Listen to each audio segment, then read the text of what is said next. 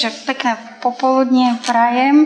Ja som trošku v takom rozpačitom rozpoložení, lebo ako pani docentka na úvod hovorila, že jedno je to, čo bude v príspevku, druhé je to, čo sa hovorí a teraz u mňa vzniká to tretie, že čo povedať z hľadiska teda toho času, čo sa nám nepodarilo dodržať.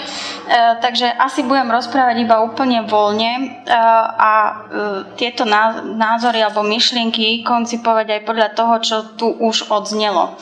Ja sa v príspevku začínam vlastne tým, že tá relevantnosť aplikovaných etik alebo etických expertov sa znovu oživuje práve tým, že musíme v súčasnosti presné kvalifikácie toho etického experta stanoviť, tú inštitucionálnu formu, tú inštrumentálnu formu a tak ďalej.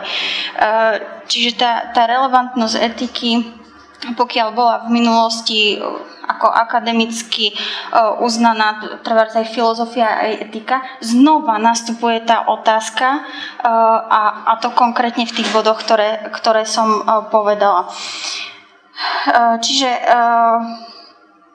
také spoločenské uznanie alebo neuznanie vlastne tejto profesie ako etika závisí aj od toho, že nemáme túto profesiu katalogizovanú. To zase, čo hovorila pani docentka Palovičová, kde vlastne v tých pracovných pozíciách môžeme, keď si klikneme na teda stránky s vyhľadávaním pracovných ponúk a nalistujeme si tam tú kolónku etik, nie je. Určite, že tam nie je. Skôr teda ten personálny manažment, personálne poradenstvo alebo podobne.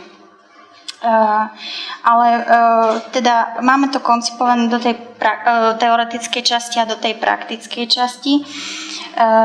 Ja prejdem skôr k tej praktickej, pretože v súčasnom období som v takej intenzívnej práci a už aj časovo vlastne nútená k odovzdaniu dizertačnej práce, takže nedá mi ani toto nespomenúť, kde sa zaoberám etickým poradenstvom a etickou expertízou. A túto tému jednak nielen v tom metodologickom, teoreticko-metodologickom koncepte, aspekte rozoberám, ale aj aplikačno-praktickom. A ja som si práve tú aplikačno-praktickú oblasť vybrala, oblasť organizačného riadenia a teda ešte takým väčším zúžením tej aplikácie je práve oblasť manažerstva kvality, čiže riadenie kvality. Samozrejme, v oblasti organizačného riadenia tam vymedzujem aj iné oblasti, kde by sa teda etický expert mohol uplatniť. Trebárs rizikový manažment, hodnotový manažment, to je aj predmet teda príspevku ako druhá časť tej praktickej.